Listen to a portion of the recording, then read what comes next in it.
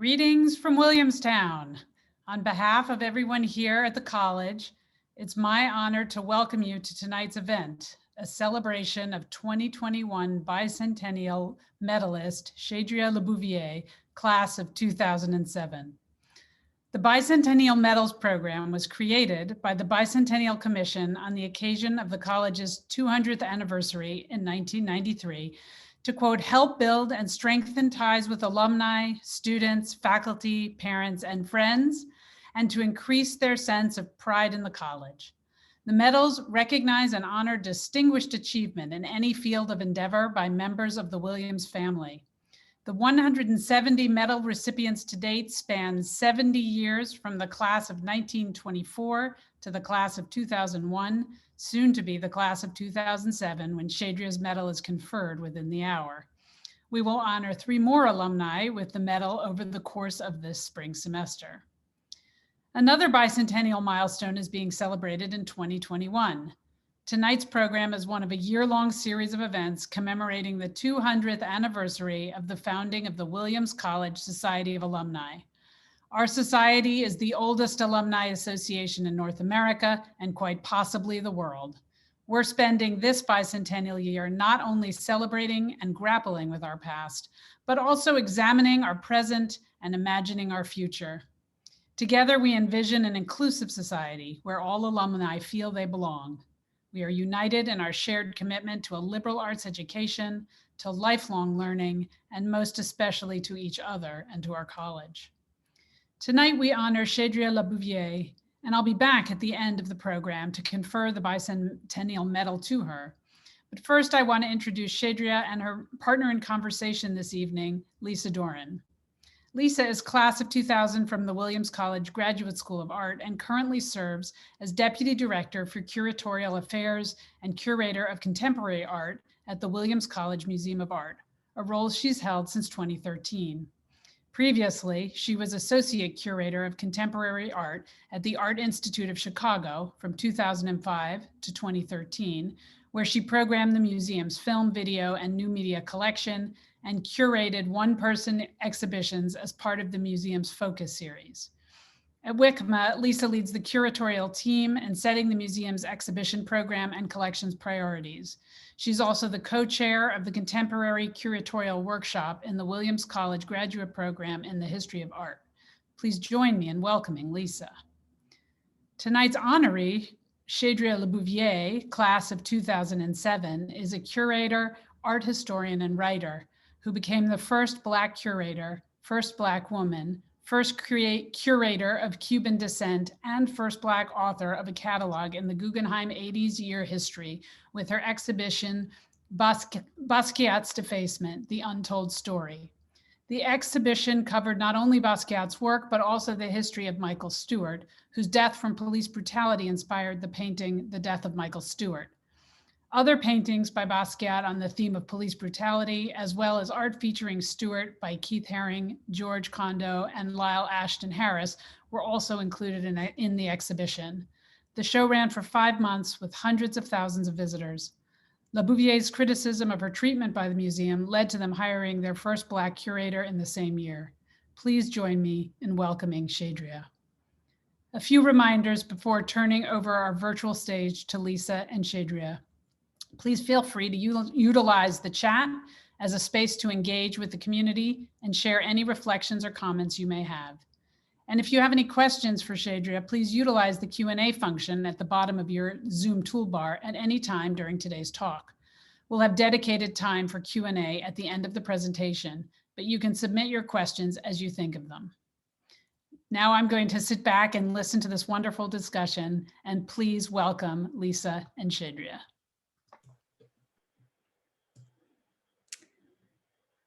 Thank you, Maud, and thank you to Layla, Kate, and Deb, who are working hard behind the scenes to make all things run smoothly tonight, and to Brooks for bringing Chaédria and me together for this conversation tonight. Welcome, everyone. Before we begin our dialogue, I would like to acknowledge that while we are convening in this virtual space, the event this evening is centered in Williamstown, and organized by Williams College, which is situated on the unceded ancestral and spiritual land of the Mohican people. And I wish to humbly thank and pay respects to the elders and past and present of the Mohican Nation Stockbridge Munsee Band.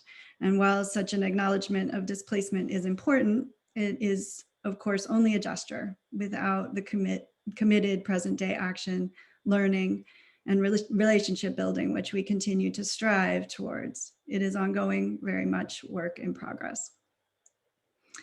So it really brings me immense joy to be in conversation with you tonight, Chaédria.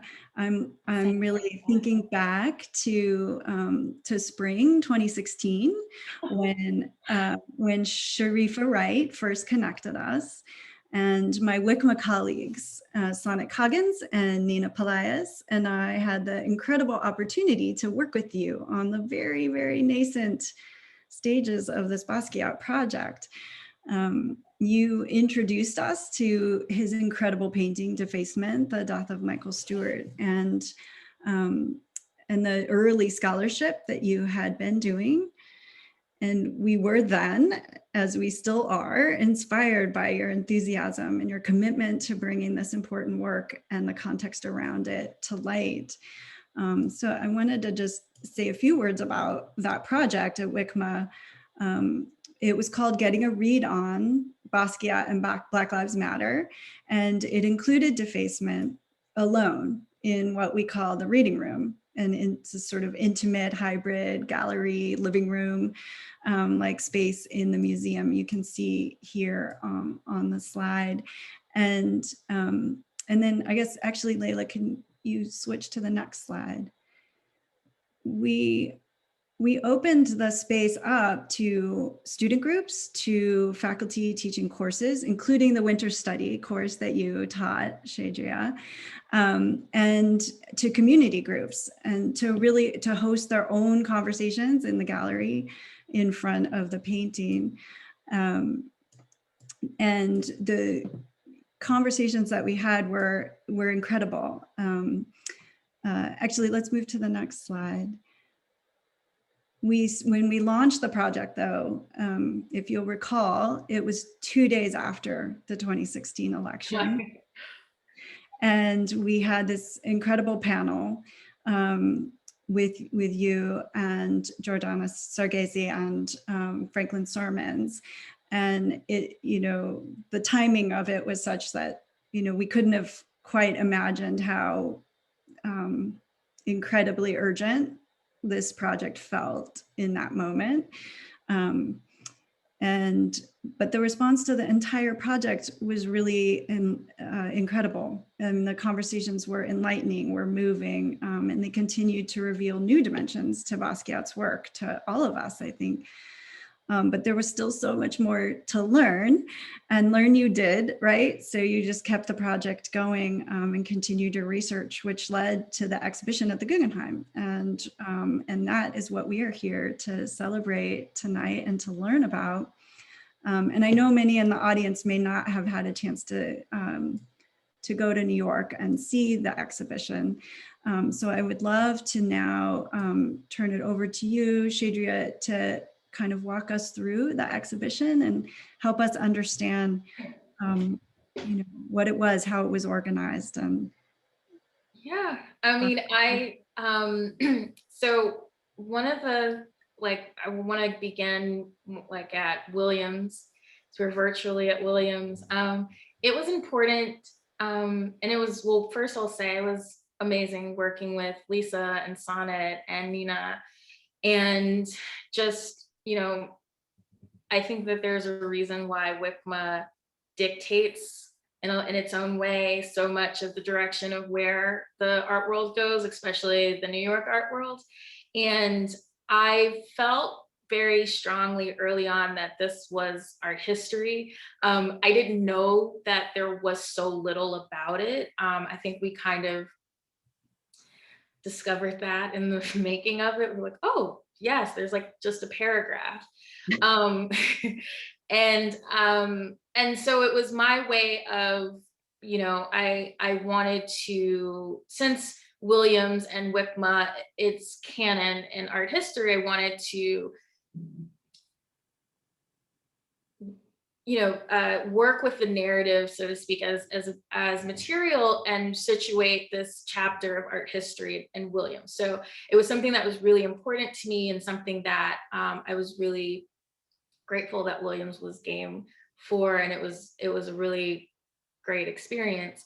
And so, the previous slide was the picture of Defacement in the reading room, and we had a lot of conversations about how to do that. And we talked about having it with other works, and it wasn't just a decision to have one painting. And I think that trusting that painting, that it can hold a wall, was really a learning experience.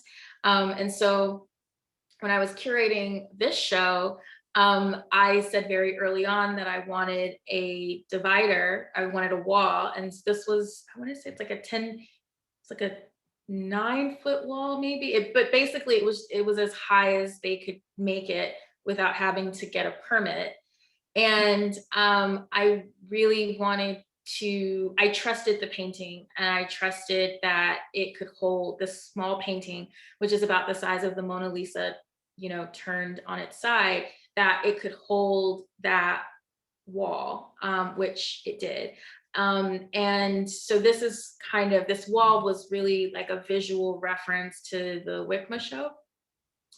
And you can see the painting, that the hole in the wall is a facsimile of the photograph that I found at, the Keith Haring estate found after I kept asking and asking for them to look, because I figured that Keith, as important as this painting was, that he would have taken a photo of it, because he was really active in his own archival practice. And so lo and behold, it was there in a acid-free archival box. And so for me, that was important for the audience to see it, to see where the painting had come from, but also my background.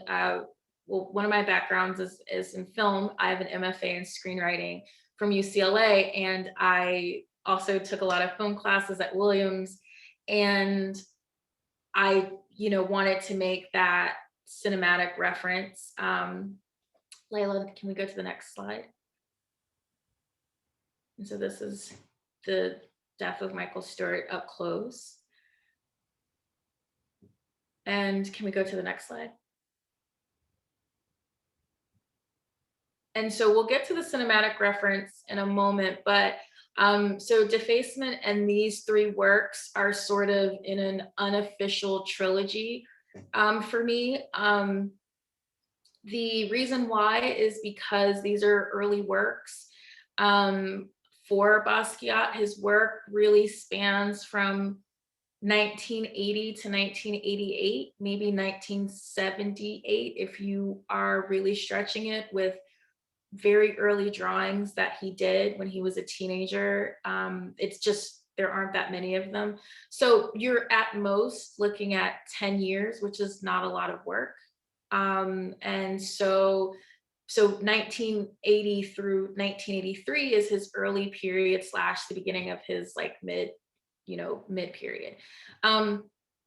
And these 3 works, we have Irony of a Negro Policeman and Lahara. They are a police, they are the only depictions that I've found that, and I think the field as well, where he is having an explicitly racialized conversation about bodies of color, Black bodies, and police contact. And so with Lahara, which is Puerto Rican slang for meaning the police, which is a play on O'Hara, the Irish last name. A lot of the NYPD, and I'd say from 19 like 1940s through the late 70s, they had a lot of men of Irish descent in the Corps. And so Lahara became a play on that.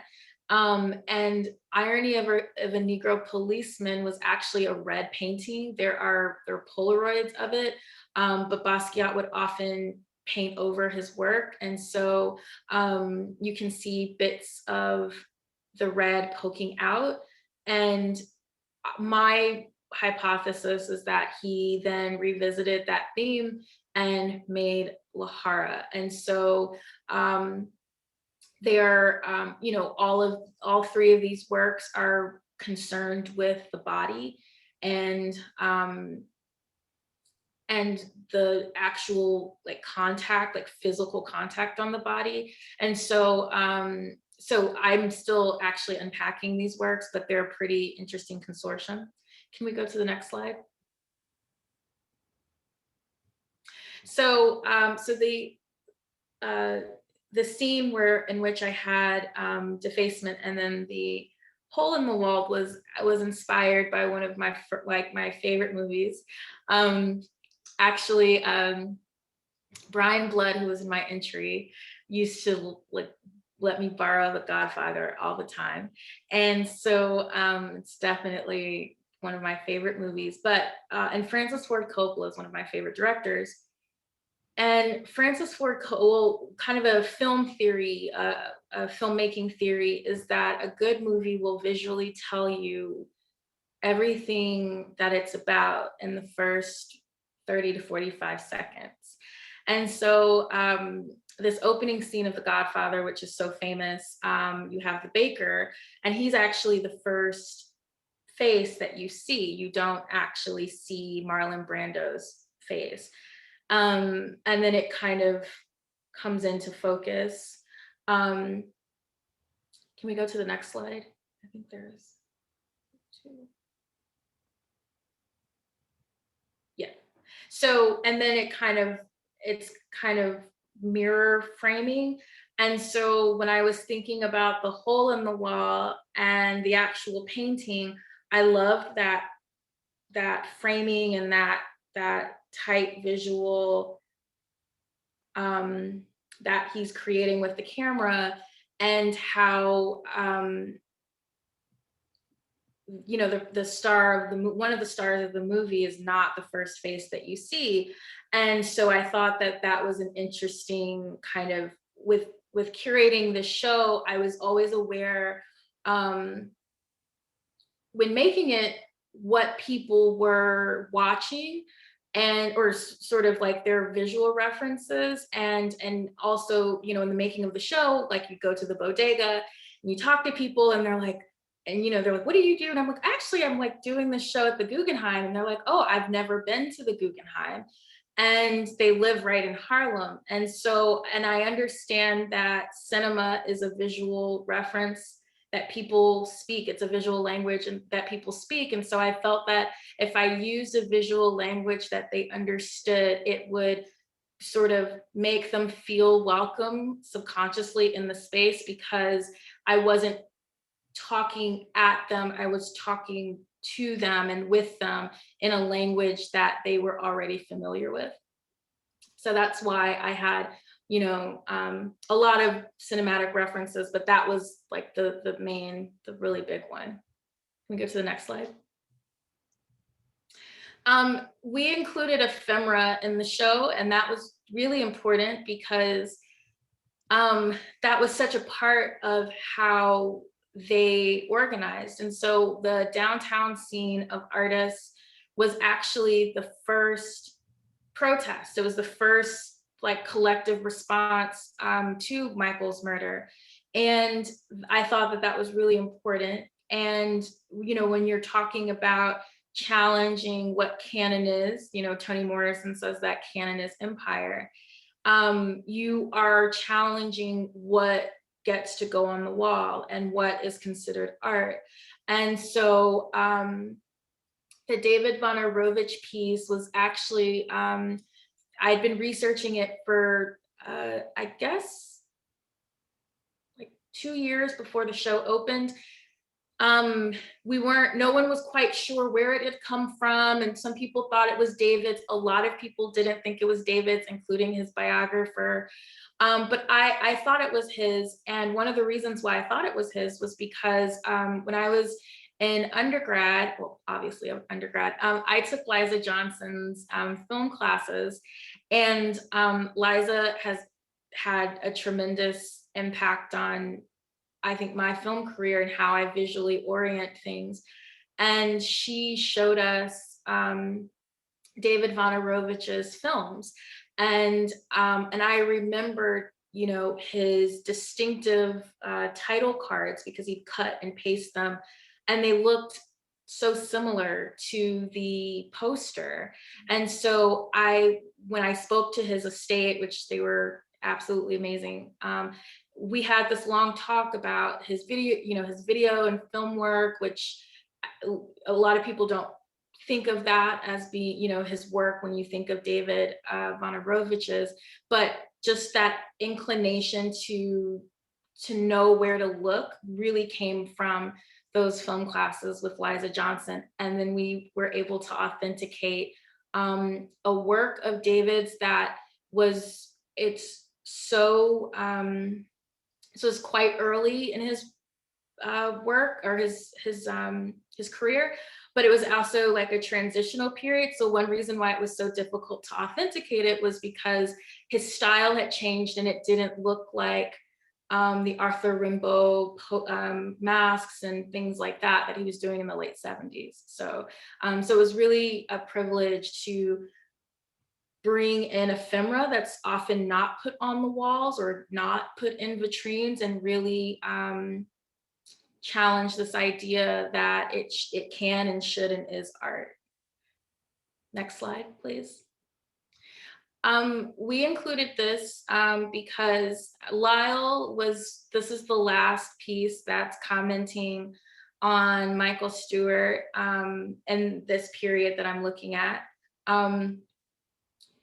And I thought it was important to include it because Lyle was making a reference to the police violence that queer and non-gender conforming, non-binary people, trans people experience at the hands of the police. And I felt that in 2019, it was just irresponsible, especially in the backdrop of so many Black and brown trans women being murdered, to not, you know, create a portal to discuss that and have that conversation present. Next slide, please. This was an example there of Basquiat's serialization. You know, he came of age in the 70s, which was a golden age of trilogies and film. He also was, an avid comic book reader. And I think that when you're looking, when you're looking at these artists from that period, you have to kind of examine what they're looking at and how they're orienting symbols and iconography. And so you can see in this piece that Basquiat has a lot of S symbols, which are referencing Superman, but also Charlie Parker. And and Charlie Parker's dominance in the American landscape or music landscape, and most young kings get their heads cut off, is also a reference to the English king who also met an untimely end. And so and it's a triptych, so there's a serialization that's happening there, which is why I also consider those three works as a kind of serialization, because he's going back and reworking and continuing a conversation. And I also see that being a cinematic reference, a comic book reference. And so it, you know, and he was an avid movie watcher, so it all sort of made sense to me. Next slide, please. George Condo, this was really special. I read Keith Haring's book, and I think, George has a reference of seeing Michael that night. And so I kind of figured that he'd have a painting, and he did. And so this is very, very early George Condo. And he was with Michael that night, and he was not with Michael when he went into the 14th Street subway station, where he was later accosted, but he was with him that night partying at the Pyramid Club. And so I just kind of watching how these artists were responding to trauma and meditating on it, I figured he did. And so these had never been shown before. So the show was the first time that they'd ever been seen publicly. And I think that with George, so many people recognize his turn of the century work, and especially his work with Kanye. But it was really a joy to get back to his early works, which I don't think people know as much about, but they're really, really rich. And with Portrait of Michael Stewart, George was commenting on seeing Michael on the news on life support, and Automatic Still Life was also a commentary of seeing him prone and hooked up to machines. And the hot dog that you see on the stump is a reference to a conversation that George Condo had with Basquiat in LA at a hot dog stand. And Basquiat was talking about the racism that he experienced, and a lot of things that really had an impact on George. And so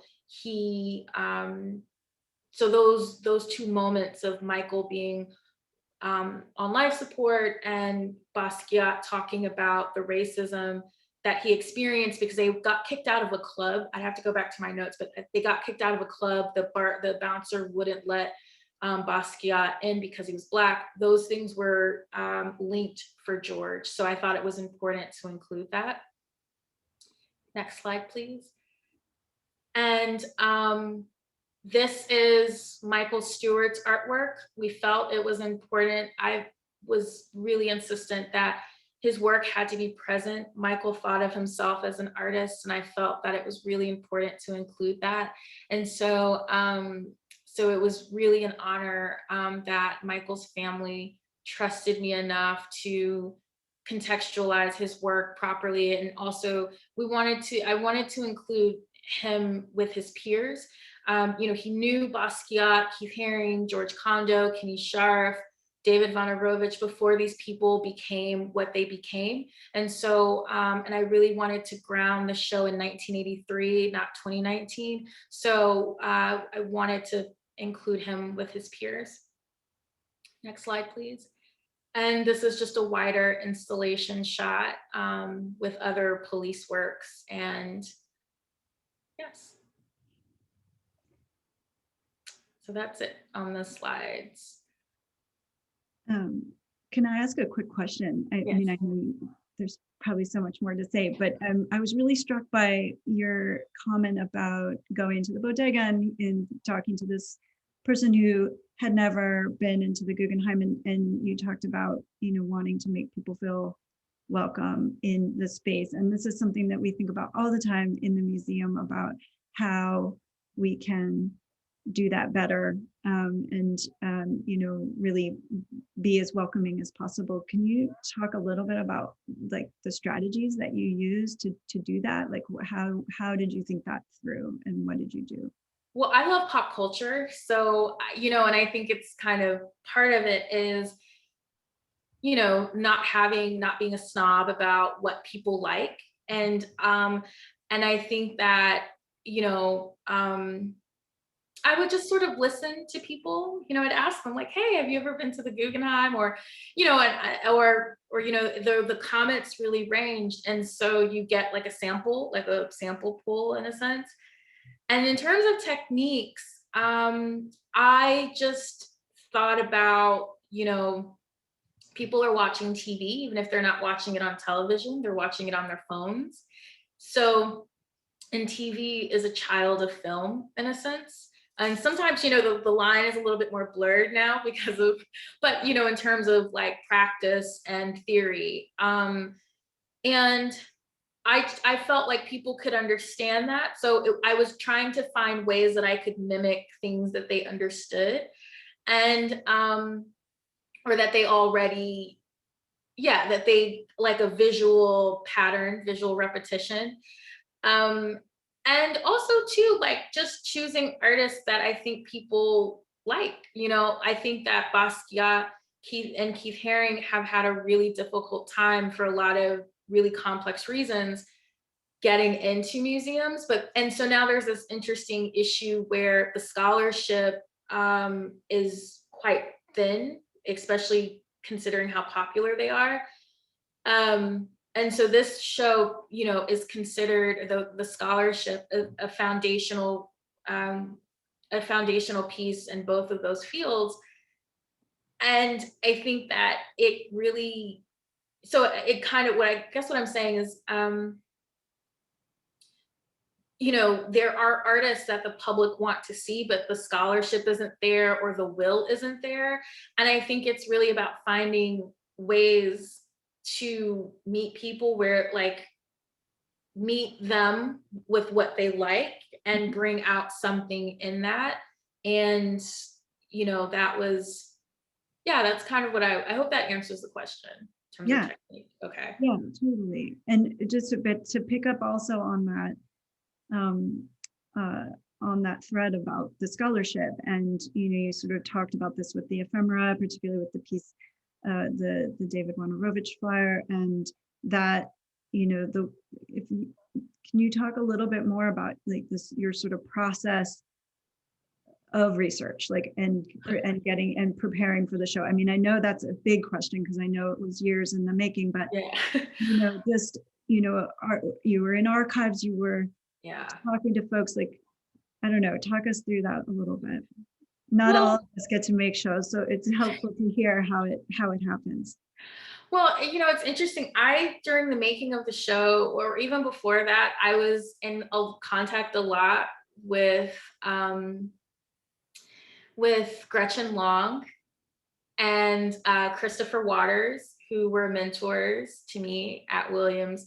And, I would bounce ideas about like historiography, which is, how people in the past have written about history, and how you dig in the crates. Like there was, there was nothing on this painting, like, side note, when we did the talk in November, but there was like a long, leadway. And at one point we were kind of panicking because we were doing a show and there was no research on this painting. And I think we kind of assumed that it would show up and there just was nothing. In terms of the process, well, with the 80s, like there are people who are still alive, but there are also people who aren't. It's a generation that was decimated by the AIDS crisis. And so you're having to piece together a lot of things. So in that way, I was a history major and a couple classes shy of art studio, but I did having a history background and being trained, especially with Chris Waters, who is a specialist in historiography, it gave me the tools to know how to dig in archives and how to interview people as a primary source, basically how you turn these things into primary sources that you can then build upon.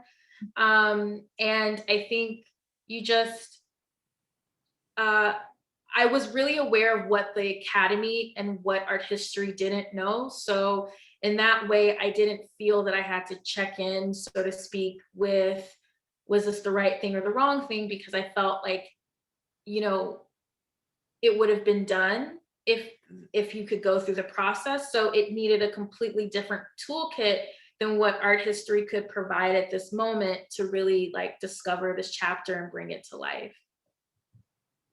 That's great, thank you. Chaédria, I have so many questions for you, but there are really good questions that are coming in from the audience right now. So I'm gonna switch over to a couple of those first, and maybe if we have time, we'll circle back to some of mine. But the first one I'm gonna is from Kimberly Ulmer, and it says, "Tell us about shattering all of those glass ceilings. As a woman of color, it surely isn't easy or simple to break societal norms. Did you feel like a lone warrior? Did you have support? Was it different than you expected? Do you feel like you have left a path awake for others to follow?" Oh, hi, Kimberly. It was really, really difficult. There's just no way around that. And it was really difficult because I kind of, so there was Oakley and Weezer, who died in March of 2019, who had co-curated a show 23 years before me. But co-curating and curating are very different. And, in my case, I didn't have a curatorial assistant, and it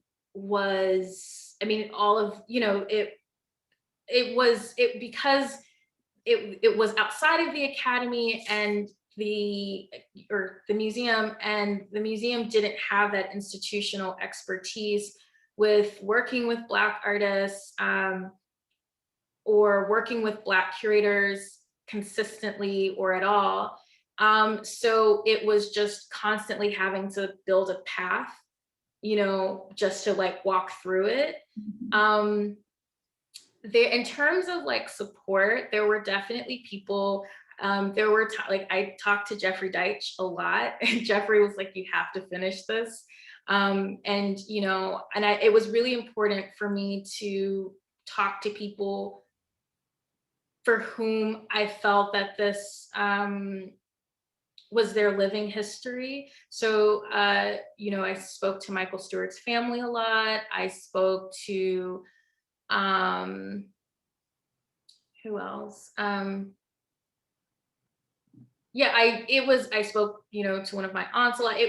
But it was really isolating in a lot of ways because, Black curators are not really in flagship museums, and there are not 33-year-olds at those museums like solely leading a show. And so I think that in that way I was just trying to get through. And in terms of opening a path, I do feel that. I think it's still like I'm still trying to navigate it, but I think it's very clear that the Guggenheim has felt that they need to respond, and they've done it in hires that they want the public to know about. And I also feel that I've created a lot of space for people in the art world to speak up. It's something that Kelly Morgan, who's been in the news, and whom I support completely, she's been very gracious and generous in saying that, I'd opened a space for her. So yes, I do feel that I've kind of created that space, but I'm still trying to articulate what that means, in real time. Well, we have one from Patricia O'Reilly, who asked, "Can you talk about your personal interest in Basquiat, how it started, and perhaps how that personal connection has or has not been affected by your treatment by the Guggenheim? And P.S. Congrats." I think that it's so my personal interest was, my father was an early collector of Basquiat before it became, but it was drawings, not paintings. And so I was lucky enough to come into Williams knowing that I wanted to kind of research him. And the art history program wasn't really set up to like do independent study for that. It like refreshed, it just wasn't. But what was wonderful was that Williams had all of these books that were out of print or these hard to find interviews. So I just started studying him, and I, would kind of petition to do different projects. And I didn't know it at the time, but it basically became the foundation of my own work. But I didn't know that that's what it was going to be. In terms of my personal, has this connection affected? No, but or I should say, because it has affected it, but it's not been something where I would stop. Of course it affects it. It's more so, and I think I'm still sorting through like, well, what does that look like? But, and I think where I've kind of arrived and am arriving is that there are two, it's this story of, that's New York history, that's art history that has become like national public history in a sense. And then there's the scholarship, which always deserves its space and place. And then there's the story of what happened and how it's created this ricochet effect in the art world. And I think both of those things have to exist at the same time. And, I think myself and the art world, and the public, I hope, can figure out a way to hold both of those truths and experiences and historic moments in their own right. That's great. We have a couple of questions that are sort of getting at the same idea, so I'm going to kind of combine them. Okay. How has being an ETH, or sort of part of as a Williams alum, how has this kind of shaped your, the lens on your curatorial practice, and specifically being a Williams alum and a Black curator and creative, sort of how do you see yourself kind of in the Williams legacy? I don't know. I wish I had a better answer. I think I'm still figuring it out. I was talking to like a film mentor of mine, and it was really great because he came through the show, and when the show was up, and he was like, yeah, I completely see how this is cinematic. Like, this feels like you were directing a show. And we were talking, and he was like,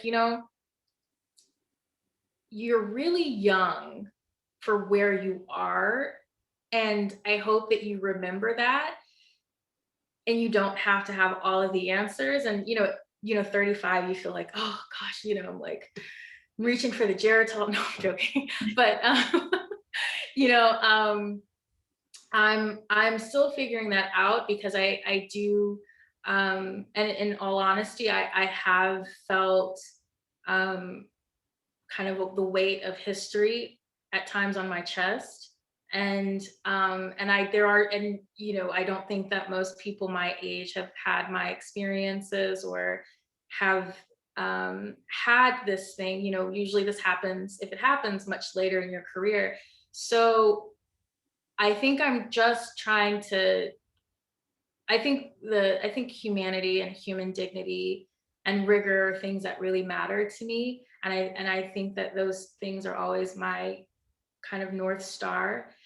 And, I guess I'm going to find out like everyone else, but I don't know. It doesn't, I don't know that I can't even like do laundry on a schedule. So I'm trying to, figure out like, oh, how do you adjust to, I think being someone that publicly a lot of people know about and feel, for whatever reason, an affinity to your story. Someone said, like it or not, you are a part of art history. Yes, and I think that's it. Thank you, Nicole. And so I think I'm just trying to figure out, I guess, how do you become a part of history, but also remember that you're a human being in that, and remind people that you're a human being. So I'm figuring it out as I go. That's beautiful, and it's touching on maybe answering this next question, but maybe you have something more to elaborate on. But this question from Jordan Jones is, what advice do you have for young curators of color? Well, I think that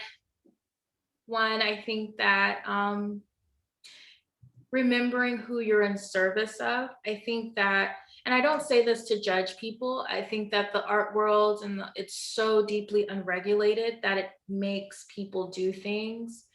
You know, like if you want to, for instance, like I've said this before, like if you were curating or in the art world because you want to be friends with wealthy people, you can go to finance to do that, or you can go to Hollywood to do that. You don't have to do art.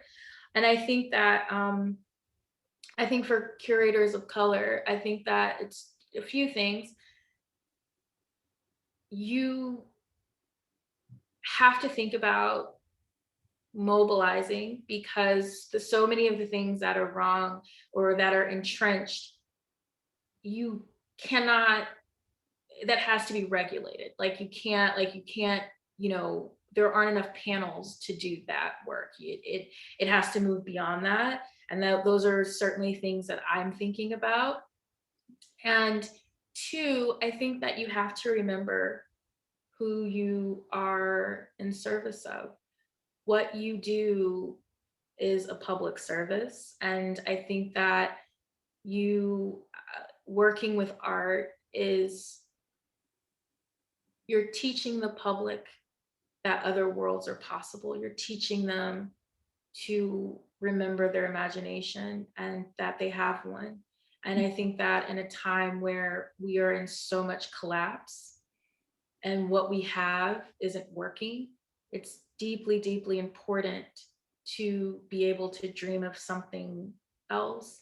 And I think that it's important to know people will offer you a place as like this new guard, like, oh, like there's a changing of the guard. That was something that people said to me a lot, like, oh, part of the reason why you're having these problems is because there's a changing of the guard.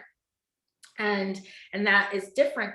And but I don't want to be a part of the new guard. And I hope that y'all don't either. I hope that instead you want to be a part of a new world, because that is what we so desperately need. We don't need a new changing of shifts and progress being your chance to be oppressive, or your chance to do to others what someone did to you on your way up. That's not progress. And so I would hope that when people offer you a place in the new guard, that you instead want a new world.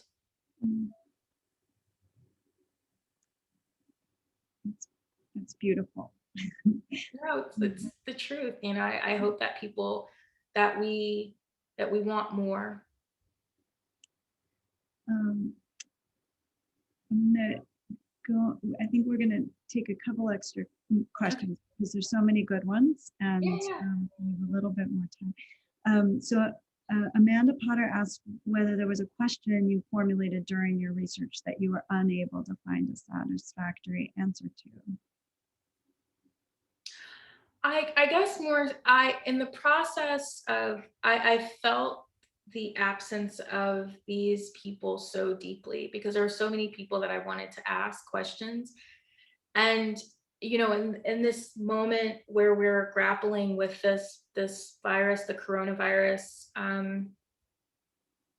it reminds me, I've actually been thinking about this a lot, about how that generation was completely decimated by the AIDS crisis. And there were people who, Keith Haring should be here, Cookie Mueller should be here. And so there were so many people that I just couldn't ask them, and they're young. Like Keith Haring would have only have been 60. Or 60, he's born in 58, so 63, he'll be 63 this year. We should be able to ask those people questions. Michael Stewart should be here. And so I think that in the process of making the show, there was a whole other side that I just I couldn't include it because it was just clear that the museum was just not equipped to be able to handle that. Like, this was complex enough. But I think that there's another side of my research where, you know, and I'm thinking about what I publish or what that how the organizing for Michael Stewart became like a testing ground for the later organizing that the downtown art community did for the AIDS crisis, because some of those same people show up. And with Michael Stewart, this was their first time collectively organizing, like David Bonarovic or Keith Haring. So I think that there were so many answers, but I was in the process of making it, I was deeply aware of their absence and that it should not have been.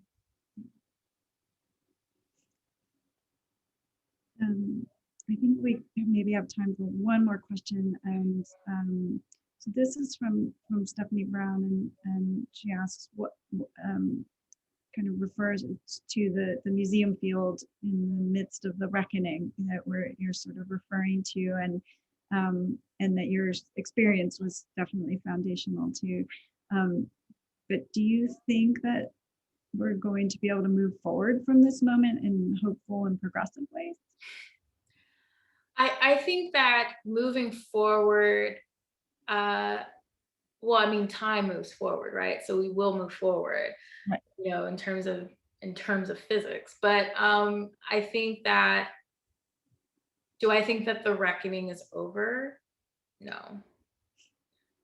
I think that it's, and I think that, you know, for a lot of reasons, but I think that in order to move forward, we have to make sure that we understand that people are more important than art. And I don't think that the art world, particularly the New York art world, always is on the same page about that. And I think it's something that I think about a lot as someone who, you know, when I stood up, I literally stood up by myself. And there were so many people who messaged me like, oh, I support you, but they were afraid. And then they sort of went out when it was, you know, publicly a lot, like there was more public, I guess they felt it was safer. But it wasn't just George Floyd, because the art world we as a country have been watching Black people killed by the state for almost a decade on tape. So it wasn't just that, you know, I think it was that I had set an example of how to go forward, so I think that, you know, and I'm not saying it, I hope this doesn't come from a place of vanity, but I think that a lot of the moving forward and the reckoning, I think, also comes down to not just the Guggenheim, but the art world reckoning with how I was treated, because so much of the platforms that they used were literally foundationed on my body, literally foundationed on my scholarship, literally foundationed on my courage and my agency or my voice. And I think that when one person shoulders that for an entire industry that's afraid to stand up, I think you have to have a conversation about what freedom costs, because freedom isn't free. And are we on the same page about human beings being more important than artwork? Thank you for that. So I hate to cut off this wonderful conversation. I am aware of the time, but it's really it's fine. wonderful to be listening to this. I hope we can all give a virtual round of applause for Lisa and Chaédria. It's really been an honor to be here, and it's now my honor to confer the college's Bicentennial Medal to Chaédria. A socially engaged scholar needs insight, dedication, and far too often courage. While still growing up, your precocious eye could see, before many others did, the artistic and cultural importance of the work of Jean-Michel Basquiat. You're passionately devoted much of your time as an undergraduate and afterwards, fitting together the pieces of his work, his life, and the cultural and political forces of the time. As the first Black woman to curate an exhibition at the Guggenheim, you brought the world Basquiat's Defacement, The Untold Story. That show took what has been a slightly regarded work, dashed off in response to the death in 1983 of the young Black artist Michael Stewart from injuries incurred in police custody, and by pairing it with Stewart's own work and that of others, showed us how Defacement was actually an iconic work of its time and of ours. Established institutions, artistic and otherwise, do not change easily, as the struggles that you faced in mounting this historic exhibition attest. But such is your devotions to studying the intersections of race, class, gender, and police violence, a place you know all too well. Your brother Clinton is among the too many young, unarmed Black men to have been killed by police, in response to which you and your mother founded the group Mothers Against Police Brutality. In all of this, you have shown how life and scholarship can powerfully be of a piece. In recognition of your distinguished achievement in socially engaged scholarship, Williams College is proud to honor you with its Bicentennial Medal. Now, you know, if we were in person, I would place this medal over Chaédria's head, but I'm going to pass the medal from Williamstown to Chaédria in New Orleans. So, oops, there.